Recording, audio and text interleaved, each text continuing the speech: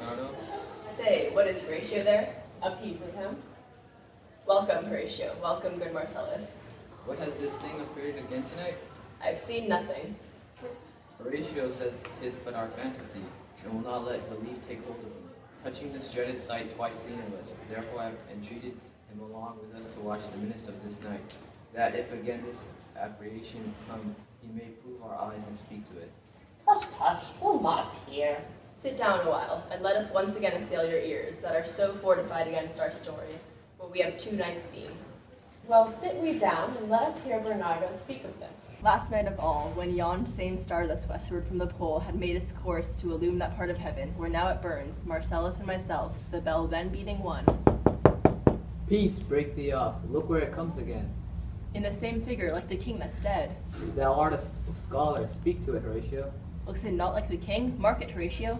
What art thou that usurp this time of night together with that fair and warlike form, in which the majesty of buried Denmark did sometimes march? By heaven I charge thee, speak!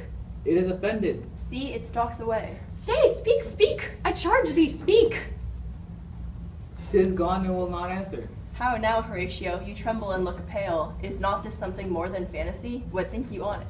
Before my God, I might not this believe without the sensible and true avouch of mine own eyes. But soft, behold, lo, where it comes again! I'll cross it, though it blast me, stay, illusion. If thou hast any sound or use of voice, speak to me. Caw-caw! If thou art privy to thy country's fate, which happily foreknowing may avoid, oh speak, for which they say you spirits walk in death, speak of it, stay and speak. Stop it, Marcellus. Shall I strike it with my partition? Do if it will not stand. 'Tis here. 'Tis here. 'Tis gone. We do it wrong, being so majestical, to offer it the show of violence, for it is as the air invulnerable, and our vein blows malicious mockery. It was about to speak when the cock crew. And then it started like a guilty thing upon a fearful summons. It faded on the crowing of the cock. So have I heard, and do in part believe it. But look, the morn, in russet mantle clad, walks o'er the dew of yon high eastward hill. Break we our watch, and by my advice let us impart what we have seen tonight unto young Hamlet. Let's do it, I pray, and I this morning know where we shall find him most conveniently. But now, my cousin Hamlet, and my son, A little more than a kin and less than a client. how is it that clouds still hang on you? Not so, my lord. I am too much, I the sun. Good Hamlet, cast thy knighted color off.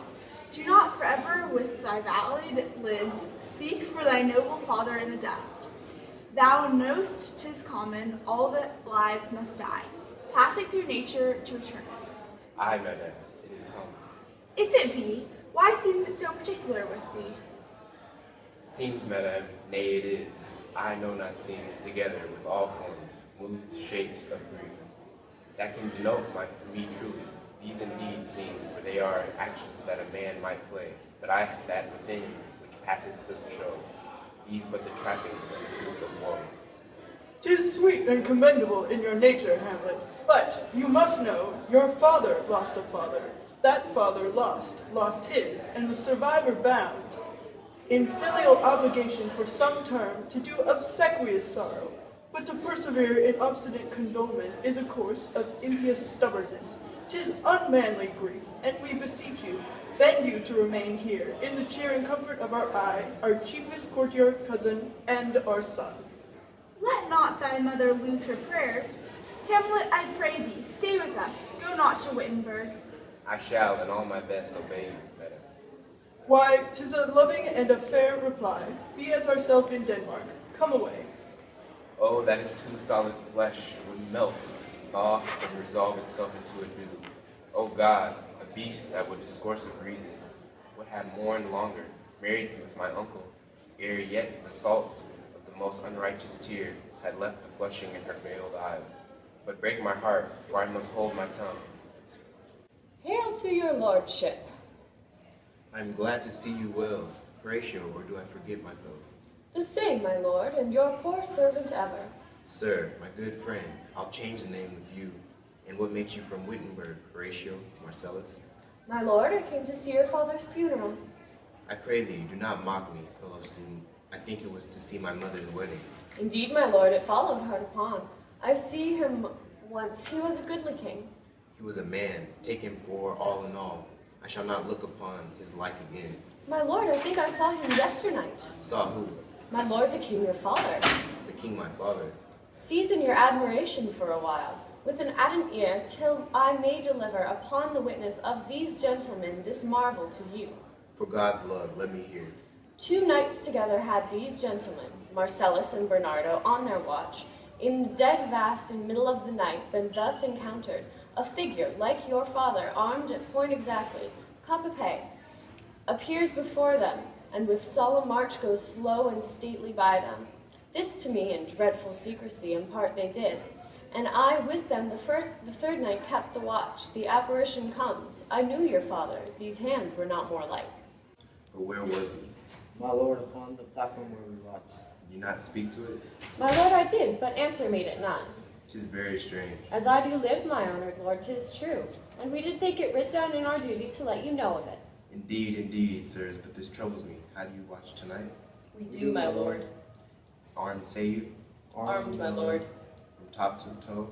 My lord, from head to foot. Then see you not his face? Oh yes, my lord, he wore his beaver up, What he looked frowningly? a countenance more in sorrow than in anger, Pale or red? nay, very pale, And fixed his eyes upon you? most constantly. I would have been there. It would have much amazed you. His beard was grizzled, no?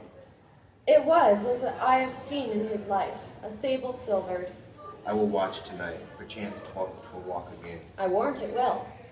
If it will tune my father's person, I'll speak to it. Through hell should gape and bid me hold my peace. I pray you all, upon this platform, twixt 11 and 12 I'll visit you. Our duty to your honor. Yours loves as mine to you. Farewell.